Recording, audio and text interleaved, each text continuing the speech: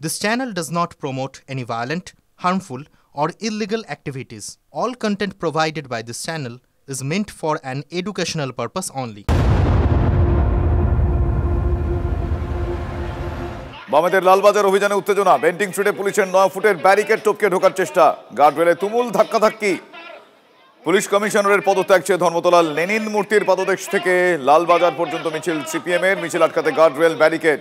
দিনে দুবার ব্যবহার করো স্টপেজ ক্রিম আর নিজেকে রাখো evergreen Keya Seth aromatherapy stop age cream আর খুঁজে পাও নতুন আমিকে। আমার সহকর্মী সুশোভন এই মুহূর্তে রয়েছেন সেখানে। ব্যারিকেডে তারা তাদের ফ্লেক্স লাগিয়ে দিয়েছেন। সুশোভন, এই মুহূর্তে কি ছবি নজরে আসছে? আর দেখো, এই মুহূর্তে তোমাকে আমি এত মিথ্যা কথা বলেছেন, তারপরে আর মিথ্যা খুঁজে পাচ্ছেন না। একেবারে তুমি যে কথা বললে, এই যে ব্যারিকেড, সেই ব্যারিকেড তোমায় দেখানোর চেষ্টা করব।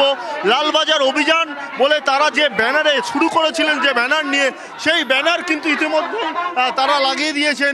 খুব স্বাভাবিকভাবেই কিন্তু তারা এই জায়গা কোনোভাবেই ছাড়বেন না, এই বিষয়টা বারবার স্পষ্ট হচ্ছে। এবং এই মুহূর্তে দাঁড়িয়ে কিন্তু একাধিক নেতৃত্ব তারাও কিন্তু এখানে রয়েছেন। এবং আমি তোমাকে দেখাবো যে এইখানে মূলত একাধিক নেতৃত্ব তারা এখানে রয়েছে এবং তারাও কিন্তু এখানে পুরো বিষয়টা দেখছেন। মীনাক্ষী মুখোপাধ্যায় তিনিও রয়েছেন। আপনাদের লালবাজার অভিযান ছিল, এই জায়গায় আটকে দিল একেবারে 9 ফুটের ব্যারিকেড, বড় তালা, সঙ্গে লোহার চেন। ভয় কিসে? শুধু তো যেত, কথা বলতো, ওরা ওদের উত্তর দিত। এত ভয়ের তো প্রয়োজন নেই। কি করবেন আপনারা? এখানে দাঁড়িয়ে থাকবেন? লিডারশিপ বলছে। সেই জায়গায় দাঁড়িয়ে আজকে যে মুখ্যমন্ত্রীর যে বক্তব্য, যে উৎসব এসছে, উৎসবের মতো চলুক, এখন উৎসবে কি বলবেন আপনি?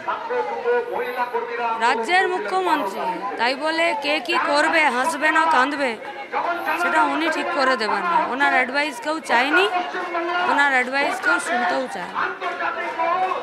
একটা আপনারা লালবাজার অভিযান করছেন, একটা প্রশ্ন তো উঠবেই, যখন তদন্ত সিবিআই করছে সেই জায়গায় আপনারা লালবাজার কেন আসছেন?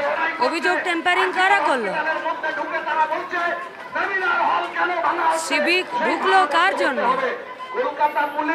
প্রথম দিন থেকে কারা দায়িত্ব পালন করছিল?